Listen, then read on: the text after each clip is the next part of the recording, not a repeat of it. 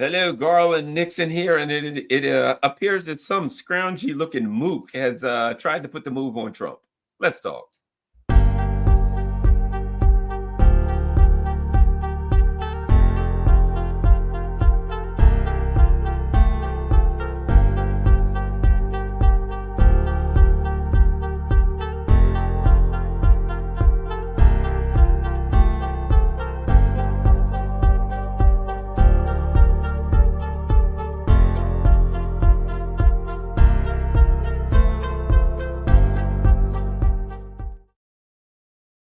Hello, Garland here, and another day, another a Trump assassination attempt seems to be, a pretty fairly weekly occurrence. I'm thinking at this point, if Trump's wise, perhaps he should hide in a bunker at an undisclosed location until such time as the election is over, because I suspect that as the polls continue to go down for Kamala Harris, the assassination attempts will continue to go up for Donald Trump.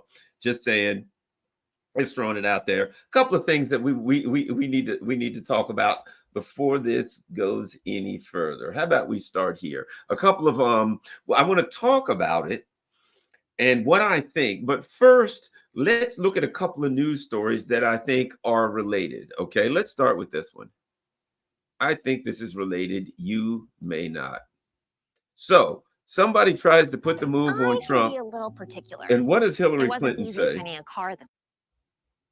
Hillary Clinton says Trump poses a danger to our country and the world after the assassination attempt, which, might I add, if you're watching from YouTube, I'm sure Hillary was completely innocently making this comment. I'm not implying in any way, shape, or form that she could have maybe had any contact or influence with those who may have been attempting to perpetrate this heinous deed, right? So let's look at it this. Fox News.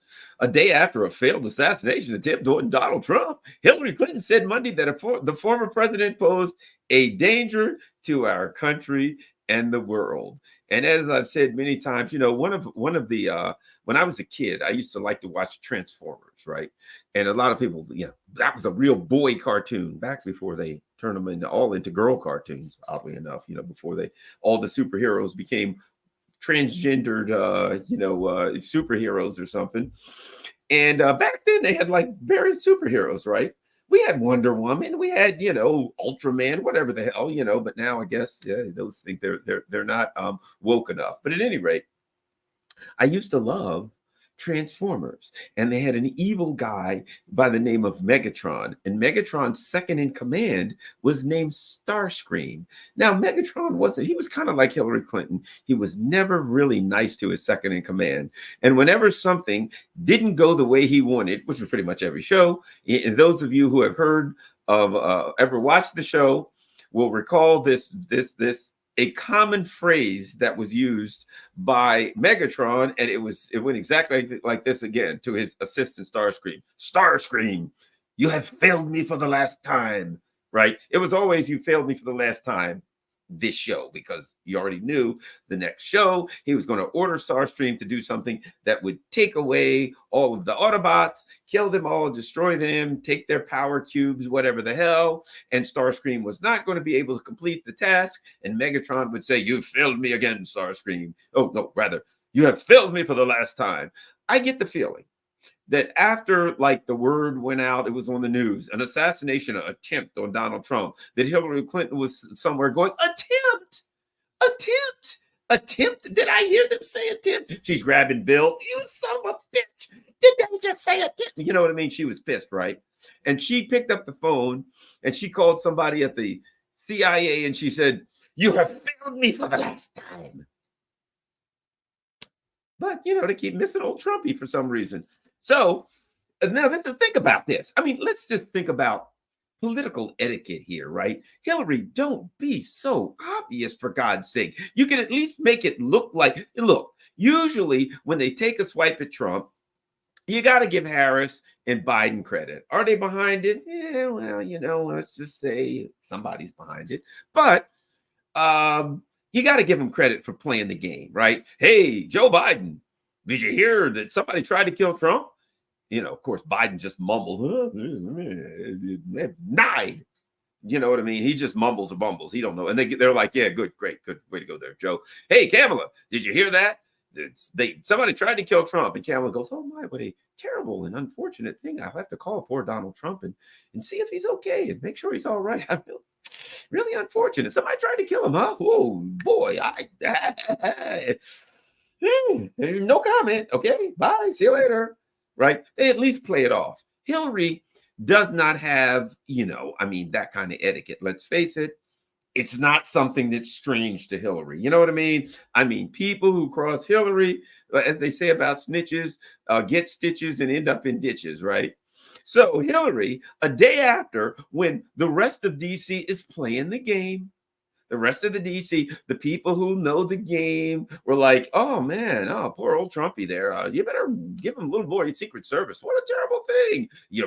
My prayers are with you. You know what I mean? You have my thoughts and prayers, that kind of crap, right? And then, of course, behind the scenes, they're like, darn, foiled again, right?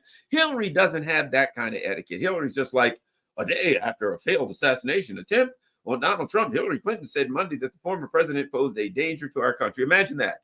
They try to kill Trump. What do you think, Hillary? Damn it. He's a danger to our country. Why is this man still alive? She's looking around at her assistant. Can somebody in this room, please, anyone answer you? Why is this man still alive? I thought I said last week that you were supposed to enter with the understand. Ixnay with the tray, right? Remember that? Why is he still alive? Can anybody do their job around here? That's what Hillary's saying, because she doesn't, have that kind of. Anyway, so here's what Hillary says. The press is still not able to cover Trump the way that they should. In other words, she doesn't mean the press. She means the CIA is not allowed to cover Trump the way they should. Clinton told MSNBC's Rachel Maddow, they careen from one outrage to the next. I don't understand why it's so difficult. Let me finish that sentence for you.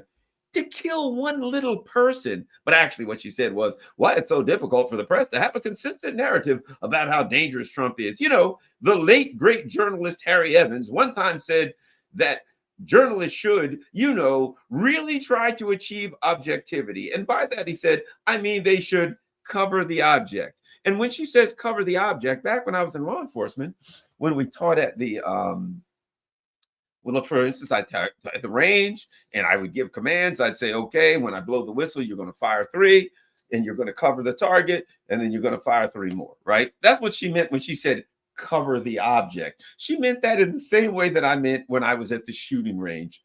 Cover the target, or she called it the object. Why is it that we give the guy an AK-47 loaded with rounds? We tell him where Trump's going to be. We get him all straight. We okay, MK Ultra. We give him and what do you the hell? He can't cover the object, right?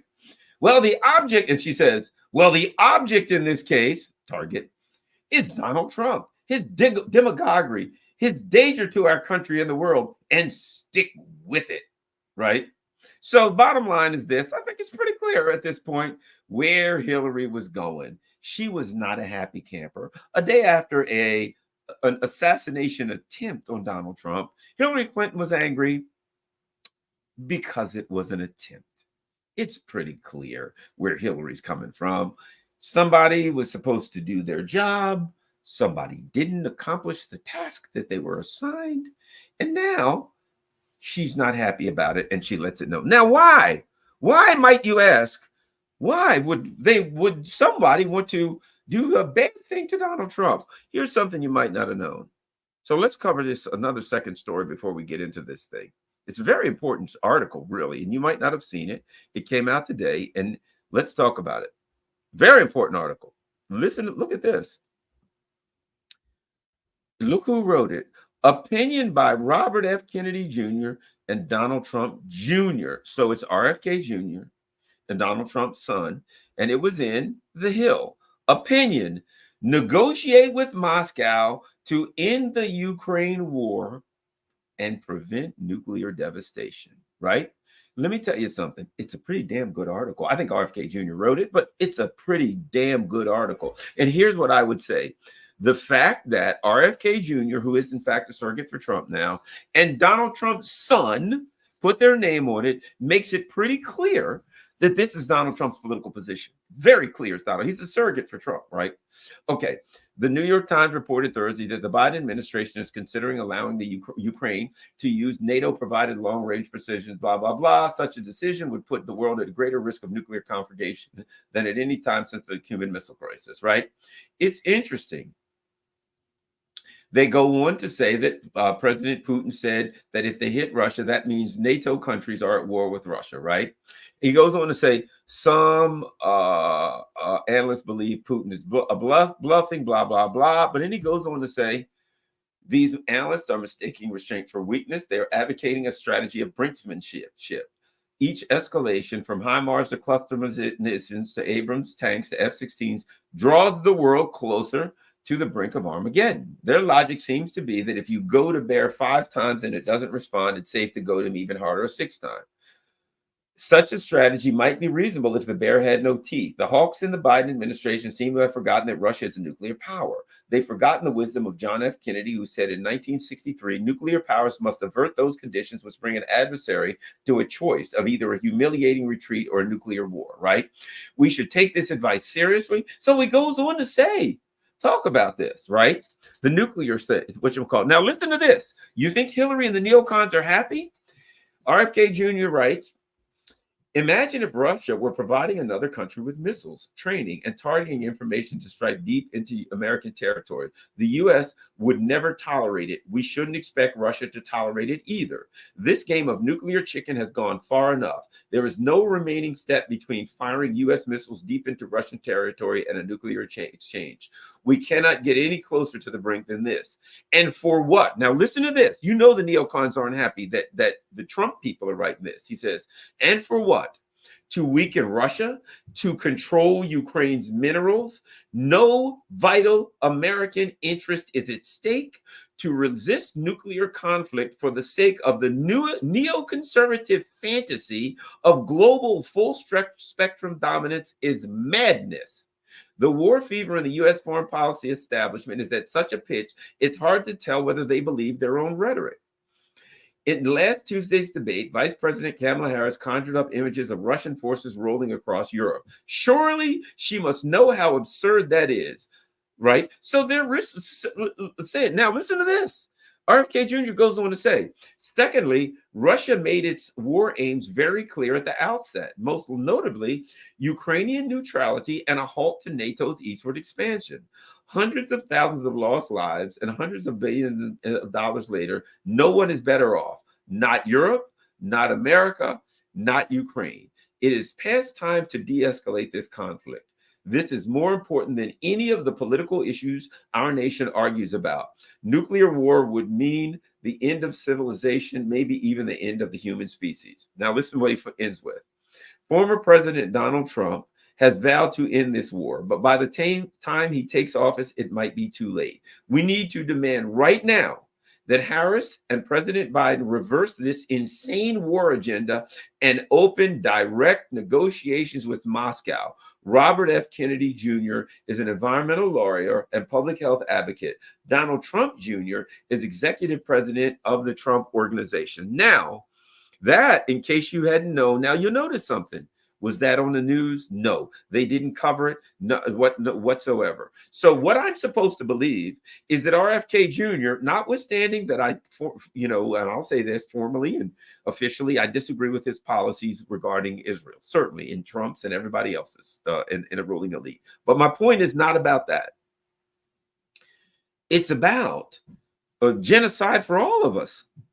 And it's about a very honest, reasonable, one of the most reasonable articles that I've seen in a long time, and that's from Trump's surrogates. Why do I add this to it?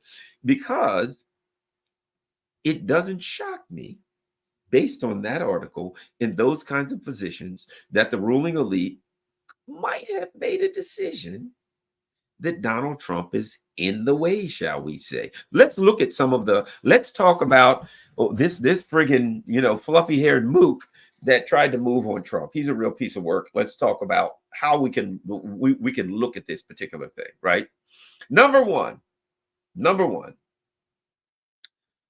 um, let's start with Occam's razor. I always like to do this as a former investigator. Let's take different scenarios, no matter how improbable.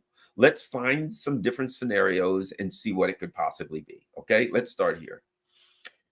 What if scenario A, this guy is just a loose cannon, a crazy nutcase, a fruitcake who was crazy over this Ukrainian thing, who listened to all the propaganda that he was given by the neocons, went to Ukraine, fell in love with the Azov Battalion, as he did, in fact, was involved in an advertisement for the Azov Battalion, came back, and he was so upset over the lies that he was, his mind was impregnated with, that he felt like, I got to stop Trump because Trump's going to come in here and stop the war. And God knows we got to look out for Ukraine. We have to help Ukraine by allowing them to continue to get bashed to pieces by the Russian military. You lose me on that one, but I'm going to go with it.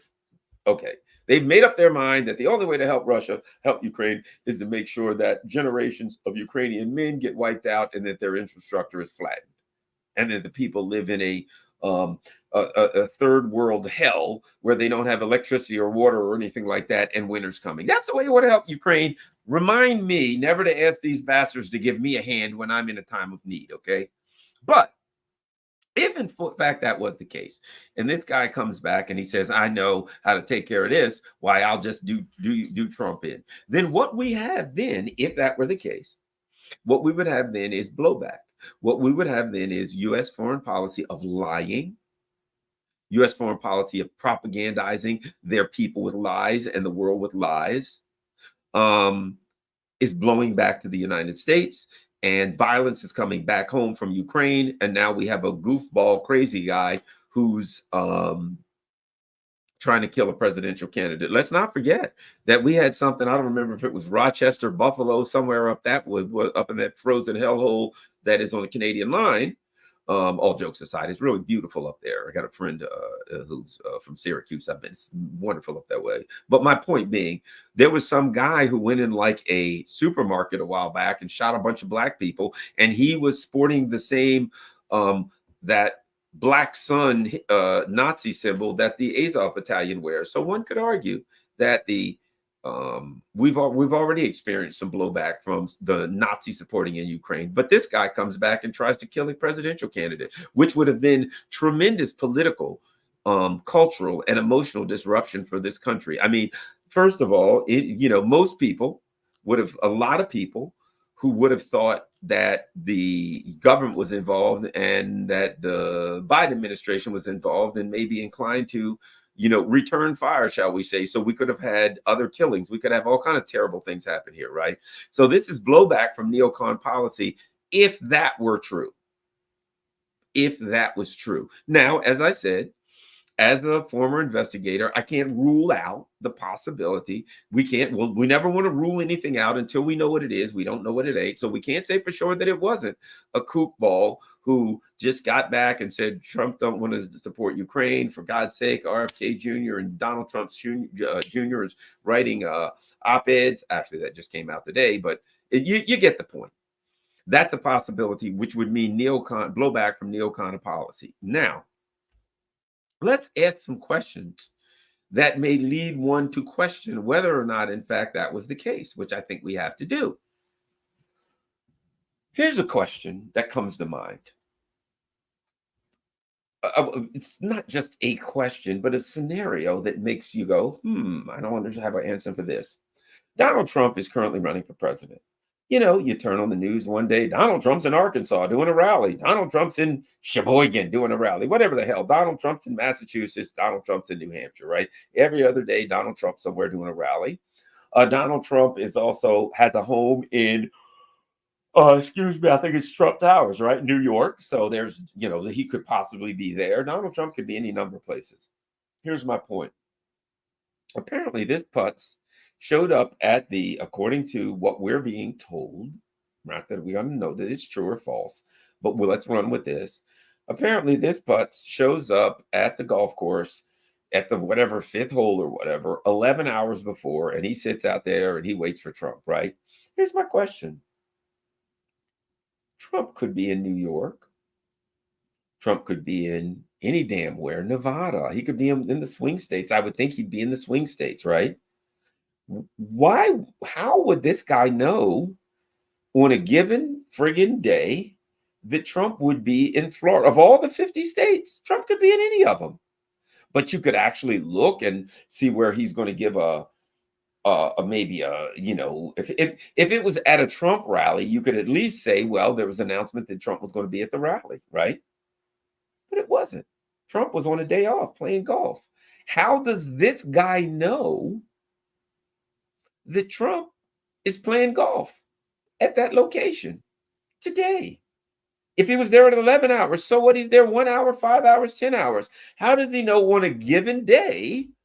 Trump has a schedule, but it ain't announced like that. And he doesn't just say, hey, I'm going to play golf. He doesn't put it on the internet because, let's face it, he knows Hillary Clinton and her ilk are out there. So he probably, wants to hold his schedule kind of close to the collar, right?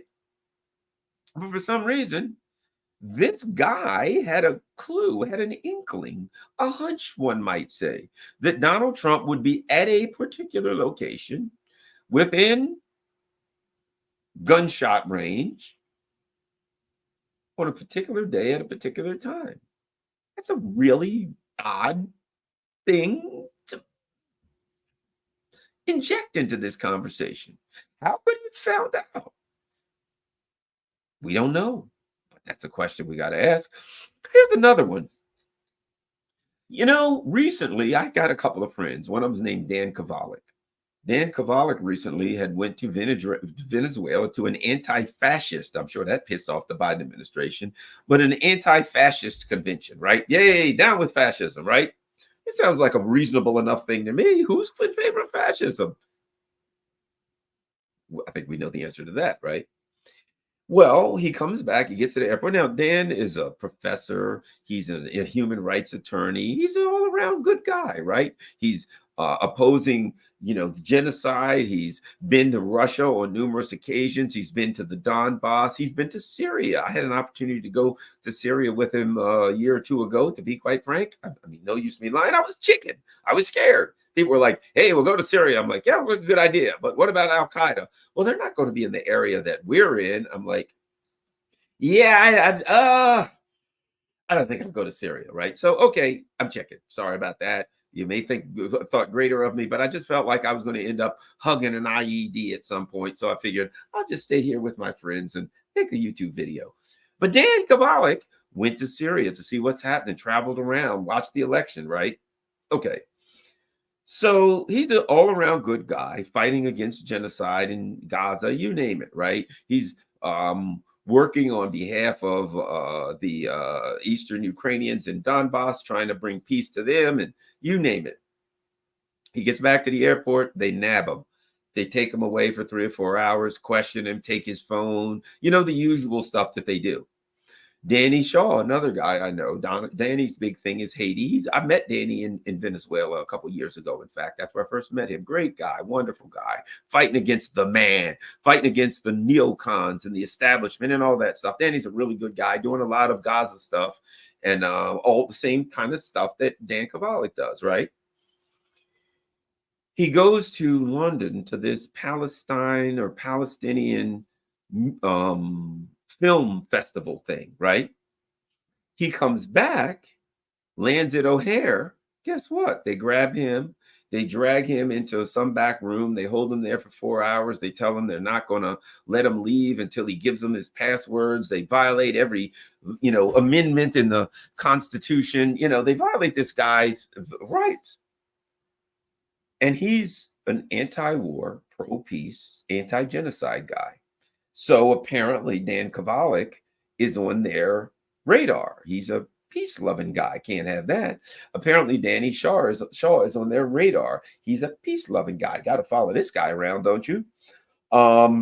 Richard Medhurst, right? They got to grab guys like him. Sarah Wilkinson, all these darn peaceniks are being grabbed. MI6, CIA, you name it. They're following them. You know what they're doing. They're tapping their phones. They're listening to their conversations, probably following them all over creation, breaking in their houses, planting microphones in front. The whole 9 yards. You know the game, right? Got them on all kind of watch lists. Here's my point. But this dude, old Schmucky the Clown, had a criminal record, a felony conviction, possession of weapons of mass destruction. I shit you not. So explain to me, somebody, logically, I say that rhetorically, how it is that Dan Kovalik, Danny Shaw, Sarah Wilkinson, Richard Medhurst, all of these people are on CIA MI6 radar being watched. They land in an airport. They're being grabbed. They're being searched. Their phones are being tapped. They're being everything in the world. But a guy who has a felony conviction for possession of weapons of mass destruction ain't on their radar. They have no idea. This guy can meander around the world. He shows up in Ukraine. He's in Romania. He's doing literally, he's interviewed by the New York Times. He's interviewed by Newsweek. He's interviewed by all of them. He's like some kind of an international hero recruiting, undoubtedly. Come on, he's recruiting for Ukraine. So, he's working with all manner of intelligence and military intelligence agencies. But all of these other people, Medhurst, Shaw, Kovalik, Wilkinson, they're all on MI6 and CIA's radar, being watched like a hawk. Can't move. They're singing, Dan Kovalik's walking around singing Me and My Shadow, because every step he takes, there's 3 CIA agents behind him. Tulsi Gabbard, for God's sake, she's an active law enforcement person. Active military officer. Military officer. And every time she gets on a plane, they've got this dark skies or some such bullshit operation where every time she gets on a plane, they got like a bomb squad and a whole friggin' platoon of DHS officers following her around. An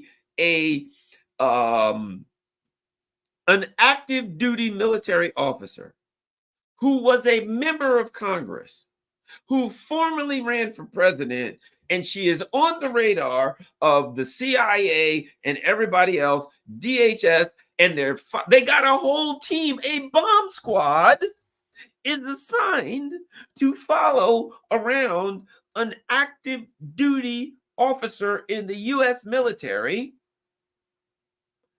but they don't have a bomb squad or anybody else assigned to follow around this lunatic who was literally convicted of possession of weapons of mass destruction. Somebody tell me you're in charge of the CIA, the FBI, NSA, all of the above, and you got to assign your agents to follow somebody and keep that person on your radar.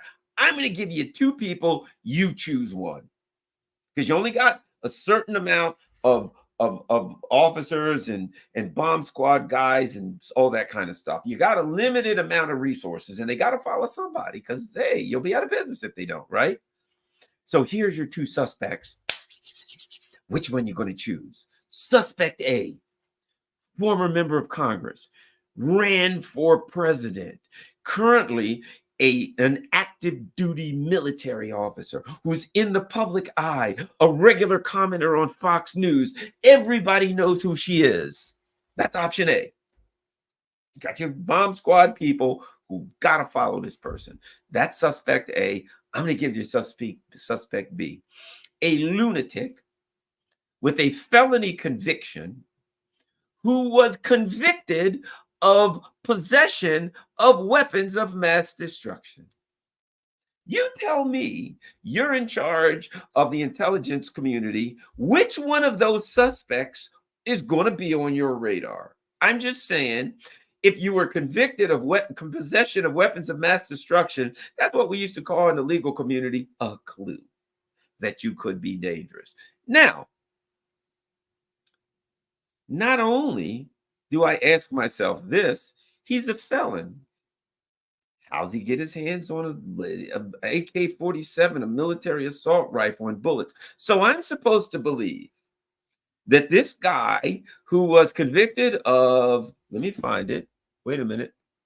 You might not believe me. Ryan Ruth convicted WMD.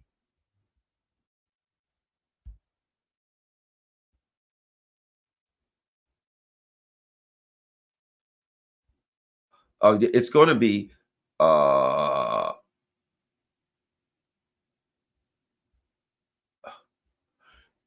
if I can find it, first of all, it's going to be let's see.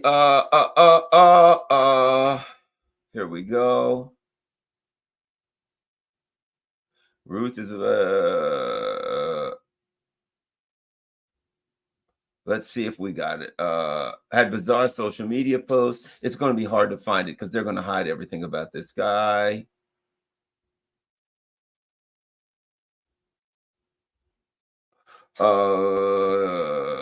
Let's see.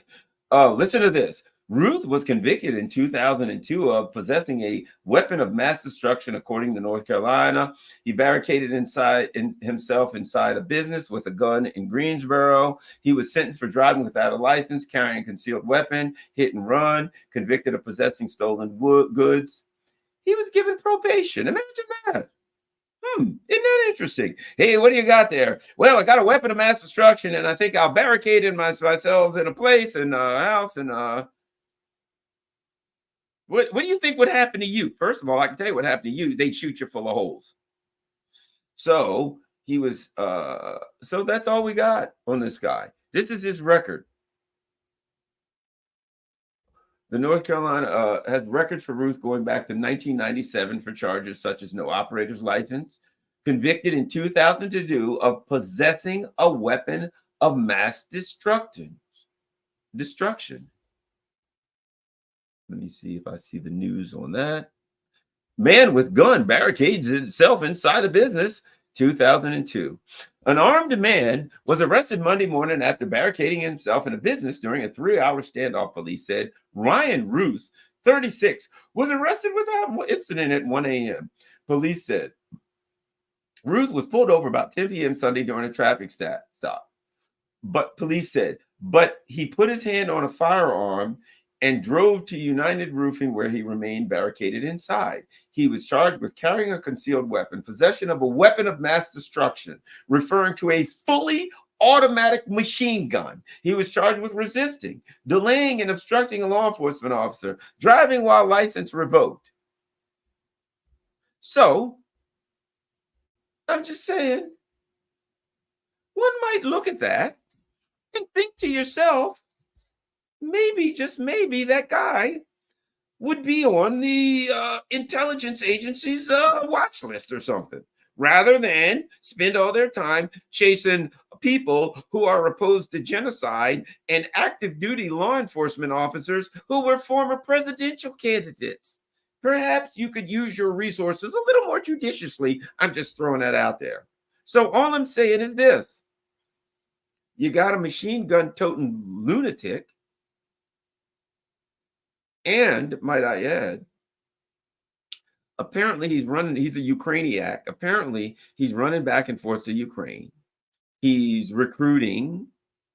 He's apparently he's in the news. The news, when you look at these interviews in the New York Times and interviews in US in Newsweek or US News and World Reports, whatever it is, you understand that those are planted stories. You understand that those are all planted interviews. You got to understand that those interviews are somebody called the New York Times or somebody called US News and World Report or Newsweek or whatever the hell it was and said, interview this guy. And whoever called him was either with the Pentagon or with intelligence or some manner of both. It is very, very clear to me that at some point in his life, this guy had some connections to intelligence. And isn't it interesting how frequently that happens? How often it is that people who are involved in these kinds of situations seem to have those kinds of sordid backgrounds.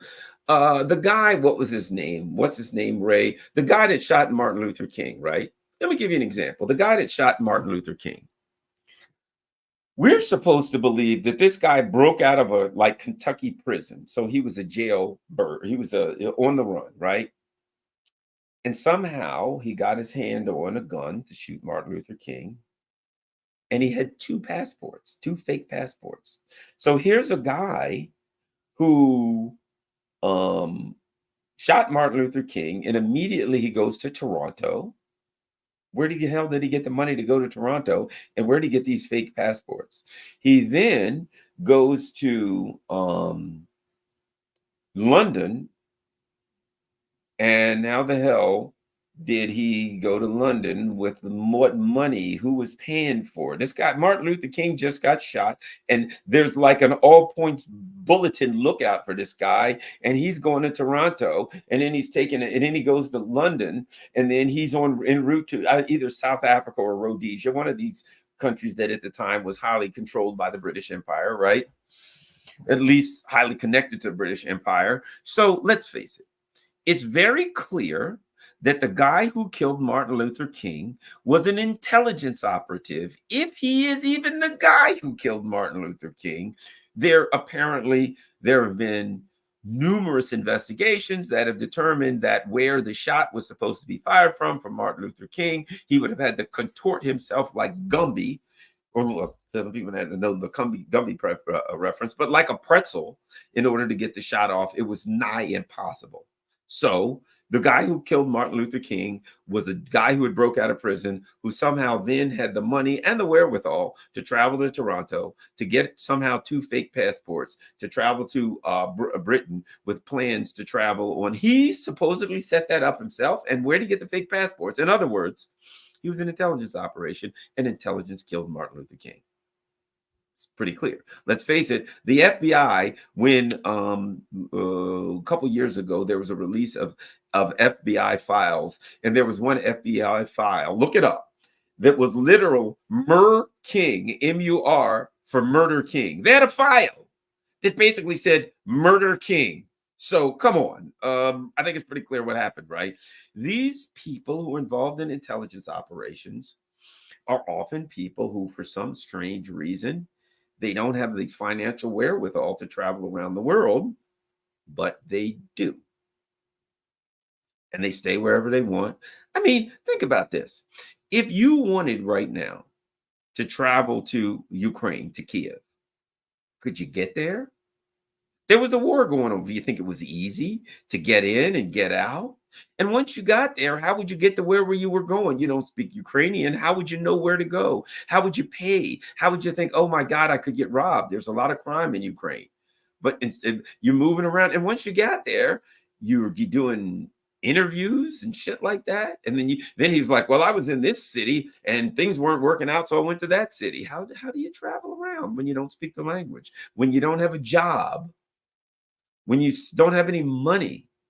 And how do you have Facebook pages and different things where you're saying we're recruiting people to go fighters? How do you do that? And you're not on the radar of the intelligence community. Doesn't seem to be very logical to me, maybe to you, but not to me. So all I'm saying is this. It may very well be that this guy was just a loose cannon who went to Ukraine and was upset at old Trumpy because he felt like Trumpy was going to give up the ghost when it came to the Ukrainian conflict. But there are some very serious questions that have yet to be answered.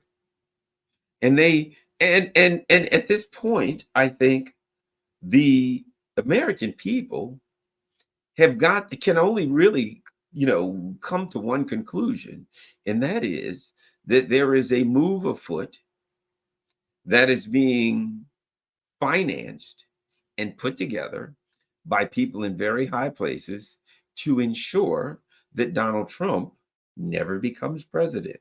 I'm not saying that that's true or false, but I'm saying that based on the evidence, it's not unreasonable to suspect that thing. And here's the other thing, based on the context of history. Let's face it. They rubbed out everybody. They rubbed out King. They rubbed out JFK.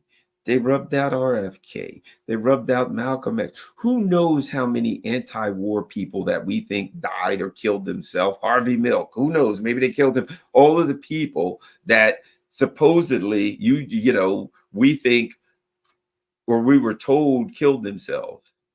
Did they really? Well, there was a president, I forgot which president, you guys probably remember, who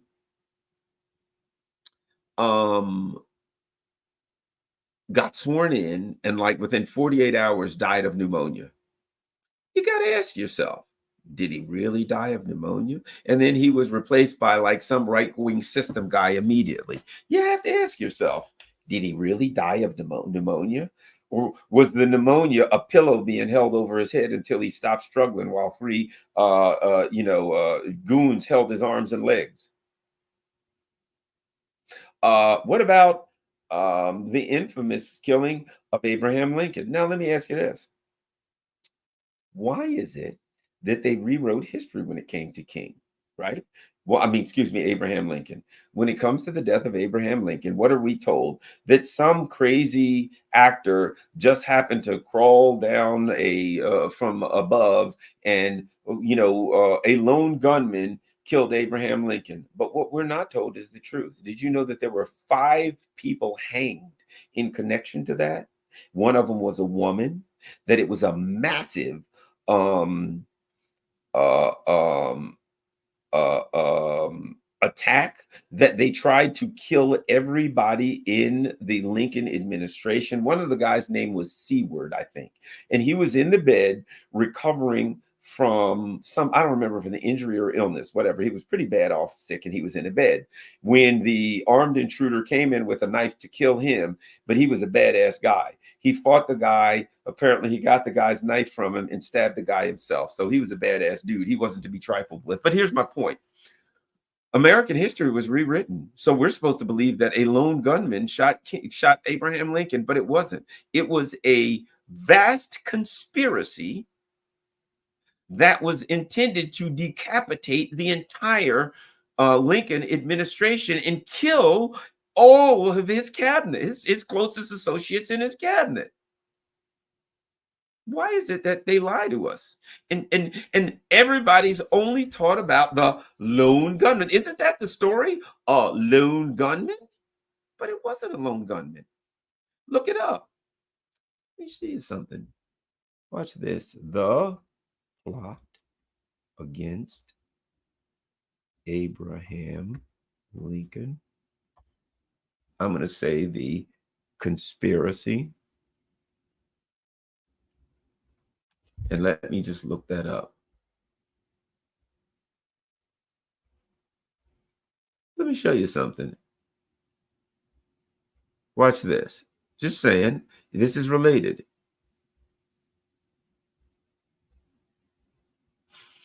John Wilkes Booth didn't act alone. The conspiracy to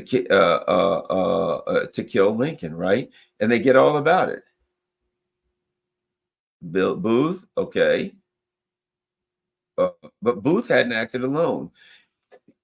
Instead, the actor had been joined in the plot by a group of Confederate sympathizers whose intention was to somehow stave off the demise of the Keds, blah, blah, blah, by killing the Union's leadership. There we go. Fellow plotters George Azerodt, David Harold, Mary Surratt, she was hung, and Lewis Powell were put on trial and executed. Several others were sentenced to prison for their roles in the event, right? Booth and his co-conspirators, so they go on.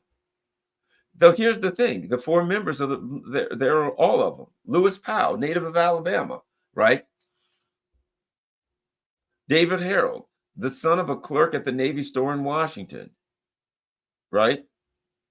George Azerodt, a native of Germany, boatman, right? Other key figures, Dr. Samuel Mudd, who treated Booth's leg, right? Okay. Was there an even bigger conspiracy? Many have found it hard to believe that Booth acted in concert with a few fellow sympathizers, blah, blah, blah. Some suspected that the plot had to be the work of full-fledged agents of the Confederate Secret Service Bureau operating. Okay. So listen to this. Goldfield, who wrote an article on Lincoln's conspiracy theory for Ford's Theater website, describes another darker conspiracy theory with anti-Semitic overtones. Listen to this. It revolved around the Rothschilds, a German banking family who had provided large loans to the Confederacy, and Judah Benjamin, the Confederate Secretary of State, who happened to be Jewish. Next to Davis and General Robert Lee, Benjamin was probably the most. So the bottom line is, isn't it interesting that even when you get to the Lincoln conspiracy, conspiracy, the name Rothschild pops up. How strange is that? And because the name Rothschild pops up, they say there's an anti-Semitic overtone. Why is there an anti-Semitic overtone? The Rothschilds have been involved in all manner of conspiratorial, chicanery for literal centuries. So if I say, yeah, you know what? It certainly appears as though some Rothschilds were involved in rubbing out Abraham Lincoln, then why is it anti-Semitic? I don't think so. Either they were or they weren't. But here's my point. The presidents, I should get Matt Ehret on sometime. He knows all about this stuff. Matt Ehret goes through all of the attempts to kill various presidents, and he says all of them, all the presidents that died in office were killed. I can tell you this, and that is my mentor was Paul Robeson Jr. Paul Robeson was very close to the Russians. He was very good friends with Sergei Lavrov. Paul Robeson told me, and don't forget, Paul Robeson Jr. grew up in this. I mean, he was educated. He went to school for a while in the Soviet Union. Paul Robeson Jr. told me that the Russian intelligence firmly believed that FDR was poisoned. That granted he had health problems, but I don't know if it's true or false, but I can tell you that Paul Robeson Jr. told me that he believed the Soviet intelligence believed that FDR had been poisoned. And it wouldn't shock me because let's not forget there was a plot to overthrow FDR right here in the US. Okay. So my point being this, there's a long and sordid history of acts being taken by very powerful people to overthrow the government of the United States using force. So it's not a stretch for someone to look at this act against Donald Trump and to think that the possibility that there was miscreant activity involved can't be overruled.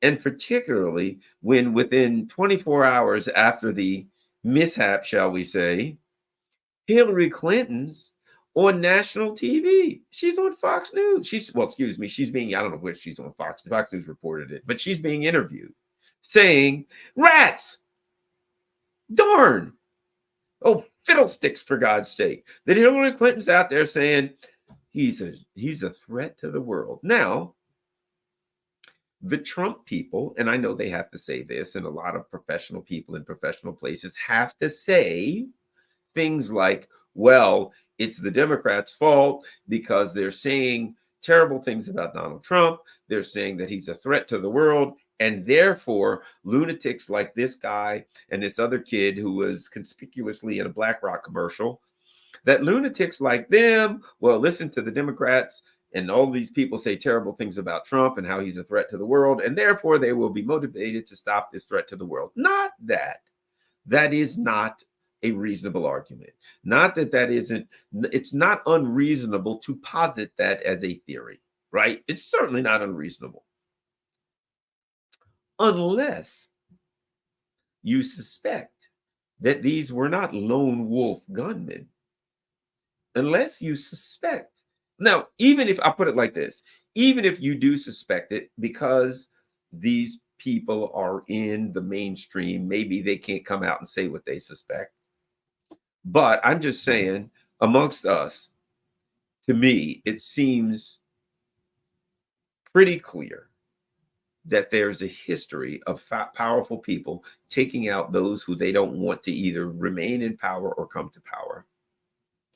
That there are numerous questions about this incident and the last incident. I mean, literally, we were told that there were the last time, remember, we were told that there were no secret agents, no Secret Service agents or anybody on the roof because the slope of the roof was too dangerous.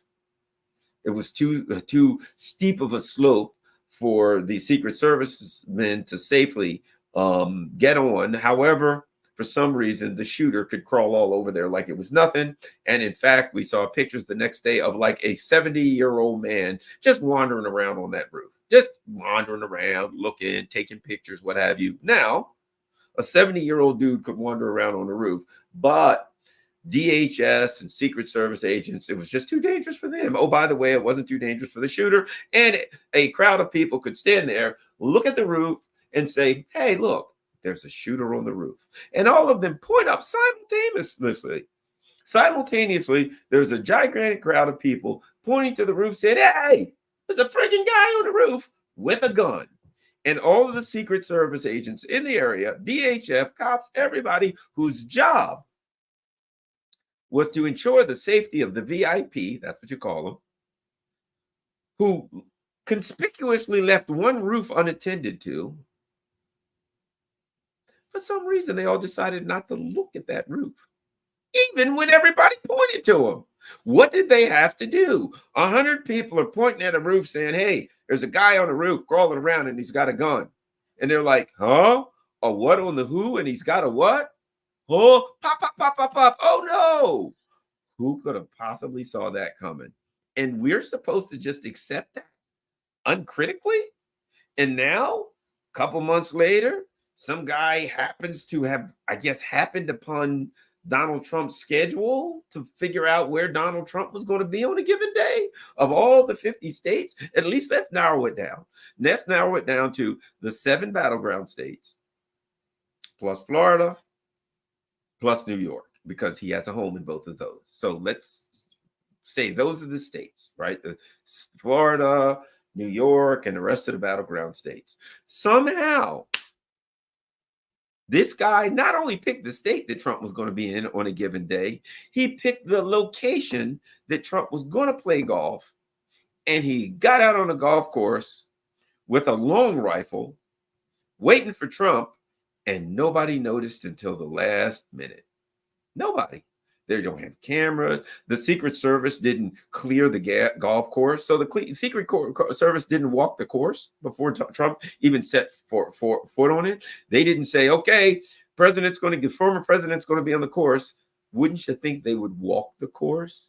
Wouldn't you think they would wander around the edges of the course and look at the woods? Don't you think they'd go to each hole and look at all the vantage points? One might think they do that, but they don't have time because they're too busy following Tulsi Gabbard around the airport. They're too busy stopping Dan Kovalik and Richard Medhurst, the real people that are a danger. They got all the time in the world. They got all the resources to chase after some poor anti-war schlep who's stopping back to coming home, who his worst transgression is that he is opposed to genocide. They got nothing but time and resources to follow these people around at the airport, to have them on their radar, to watch them like an eagle eye hawk 24 hours a day. But some guy who was literally convicted of possessing a weapon of mass destruction, who is clearly a loony bin, who happens to be on the golf course waiting to shoot Trump. For some reason, this guy totally escapes their sight. And we're supposed to be stupid enough to see it. Well, I ain't. That's that. Come on. All right. We're going to now look if there are any of my dear and fluffy friends who have super chats. We always get good questions on the super chats.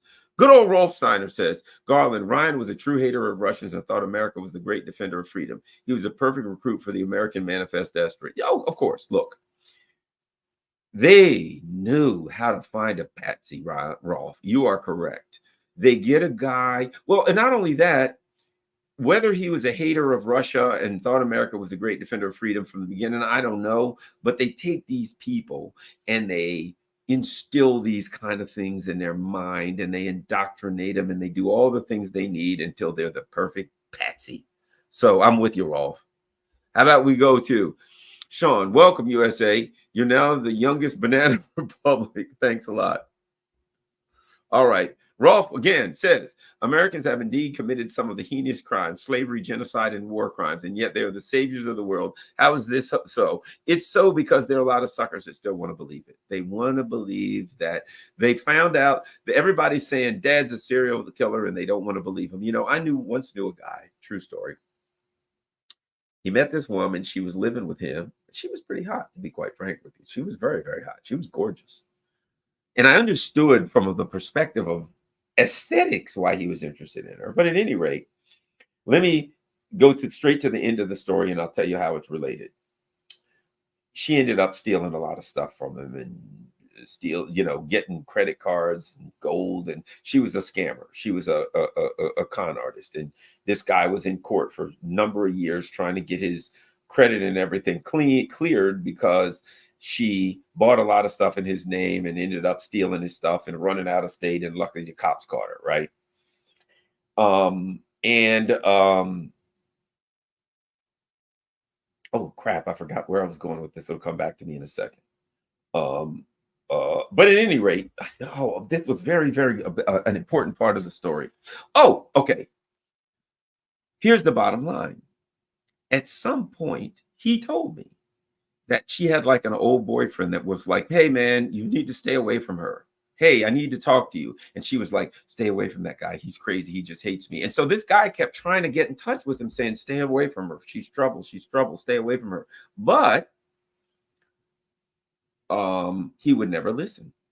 And later on, he's like, man, I should have listened to that guy, And again, I don't remember what the hell. Let me see where I was going with this. I don't know. This ADD is killing me these days. But you get my point. My point is this. I don't remember my point, for God's sake. Let's go on to the next one. So it's late and I got ADD. It'll come to me. MK Ultra everywhere in social media, at work, at school, at church, and now this. Yes. Let me look at the last thing and maybe that'll remind me. Yet we're the saviors of the world. How is this? And the bottom line is people want to believe. So I know what it is. People want to believe that they're the good guys. They want to believe that their team is the good team. They want to believe that their country is the good country. And when somebody comes along and tells them that's wrong, your country's doing bad things, your team is doing bad things, your dad's doing bad things, your girlfriend's doing bad things, we don't want to believe them. And that's what was up with this guy. Somebody was coming to him saying, hey, man, the chick that you're with, you better run from her. She's trouble. He didn't want to believe it because he had a hot babe and he was in love with her and he didn't want to hear anything about bad things that she was doing.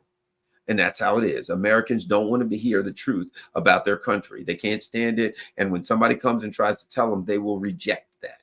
They will reject the truth. All right. It took me a long way to get there, for God's sake. All right.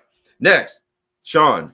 MK Ultra everywhere, social media, work, school, church, and now this. There you go. Rolf Steiner says, when the Stars and Stripes is unfurled and the Star Spangled Banner is blasted across a sports field, is this like a religious experience for Americans? It is cultural indoctrination.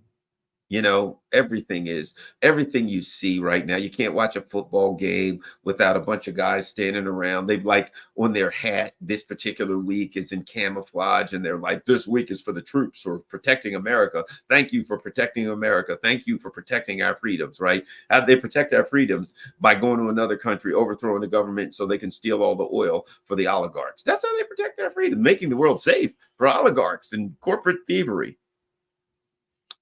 Natalia, hey, Natalia, wait till Europe gets all the remaining Ukrainians leaving impoverished Ukraine. Oh, that's coming. That's coming. I think this winter it's coming. Ukraine is it's just a matter of time before the impoverished Ukrainians start showing up in Europe. And the Europeans are poor enough as it is. They're getting poorer, but things ain't going to get better. Rolf again says, when Americans are working 3 jobs and living in cars to pay the taxes, to buy the bombs, to protect American freedom worldwide, is this doing God's work? That's what it is. That's what it is. They're impoverishing us. Why are we buying the bombs and all this and buying these $500 million airplanes and all that? Why? To enrich the ruling elite. So the bottom line is this, I've said it for years. We are nothing but fuel for the machine. The ruling elite see us as expendable. We're fuel. They will burn us, for the ruling elite. There are those who argue that the reason the Catholic Church adopted the issues against birth control was because in England during the and in Europe during the Industrial Revolution, the ruling elite was burning through the working class in such unsafe conditions, child labor, all that kind of stuff. They were dying. The average age of, you lived at like 35, right? That they were burning through the working class so fast that they needed them to have more children. And so they went to the Catholic Church and says, we've got to oppose any kind of birth control because we need them to have more kids, because we need workers, because we're burning through the working class too fast.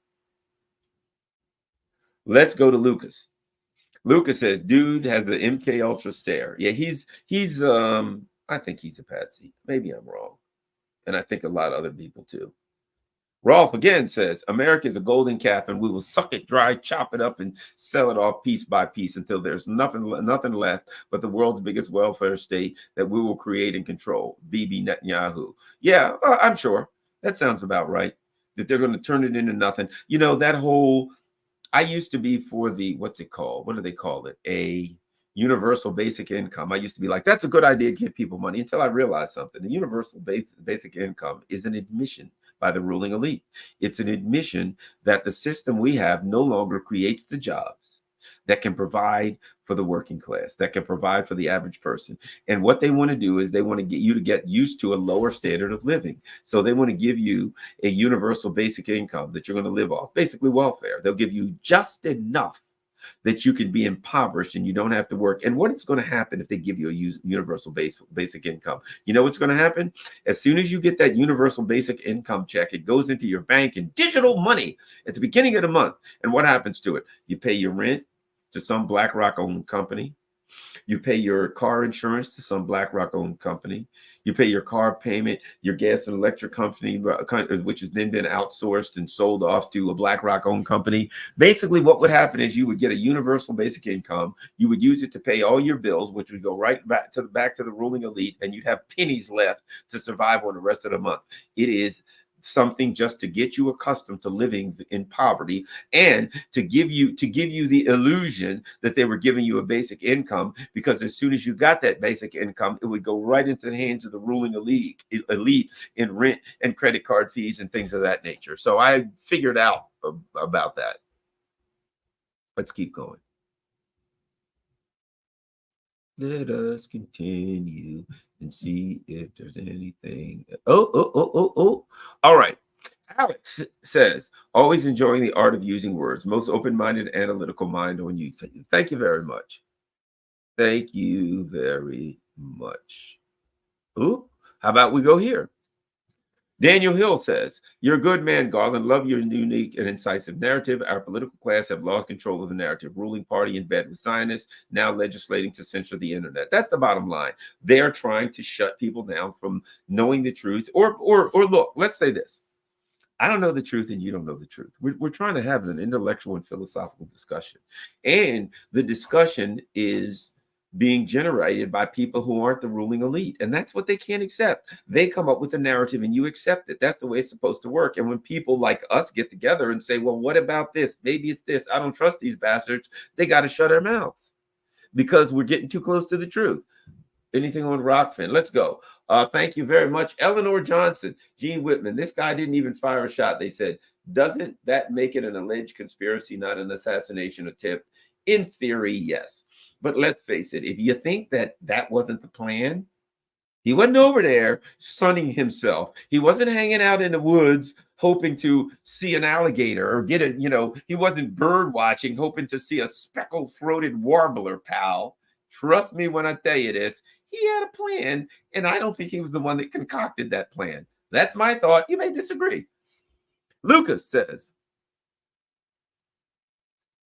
given that so many tech bros support universal basic income, I suspect it's going to be used to privatize what's left of public services. You are quite correct, young man.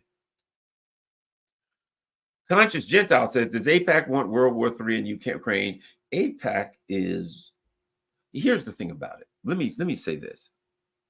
To ask that question implies that AIPAC and Zionism is rational, that they're rational, that they got a plan, that they're thinking this thing through. Fascism is not rational.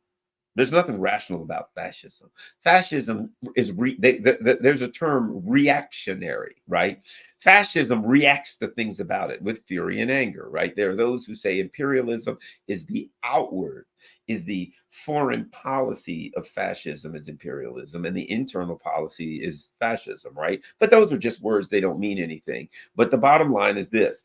The neocons are fascists. They're imperialists, but they're fascists. And fascists are not rational people. Generally, they don't have a plan. One of my favorite statements from a movie was the movie, what's the name of it, with the graboids, with the things, Tremors, where some guys, they said, we'll do this, this, and this. And the next thing the guy says, what do we do? He says, run. He says, what's the plan? The guy says, run. And he says, running ain't a plan. Running is what you do when a plan don't work, right? Well, that's the neocons. They don't have a plan. Everything they do, what you see from these fascist neocons, what you see from them is what you do when your plans don't work. The moves that they're making on Trump are as a result of their plans not working. Their plans to take over Russia, to control the narrative. We're all going to do what we said. They tell us we're all going to vote for Kamala Harris with a smile on their face. Now that isn't working. It doesn't work. And let's not forget, I don't know if you've heard of Merit Vets, but the Ukrainian government has a website. And on that website, they have a list of names and pictures of people that they want killed. Killed. And when some of the people get killed, they celebrate and they'll put liquidated and all that kind of stuff. So all I'm saying is this. That being said, is it a terrible stretch for me to assume that the people, and by the way, Merit Vets and all of that stuff is run by the United States. So the bottom line, when I say the Ukrainians, I'm saying U.S. intelligence and U.S. military and U.S. fascists have a website with Americans and Europeans on it with a list, some Russians, but people that they want killed. And every now and then they kill them and they put liquidated across their name. I ain't saying that Trump's name is on that website, but I'm saying it don't have to be. So that being said, is it that much of a stretch to think that people who are pretty open that they want to kill people and to celebrate when they kill them might have added one more guy, the guy who said he's going to end the conflict and finish it off? So now they really don't want Donald Trump to win. What do you think? Trump's stupid? You think Trump can't figure out that they're trying to ice him? I think he is. I think he knows. I think Trump better hide in the bunker. That's all I'm saying. Let's go to Conscious Gentile. Conscious Gentile says, does AIPAC want World War? There we go. We got Conscious. Thank you. So they're not rational people. That's all I'm saying. CG. This person says, exactly, Garland. What happens when the Ukraine implodes and that these Nazi fanatics who have a grudge go after people on the list? Exactly. Yeah, exactly. And let me tell you something. I don't know if you know, you should watch it on my YouTube channel.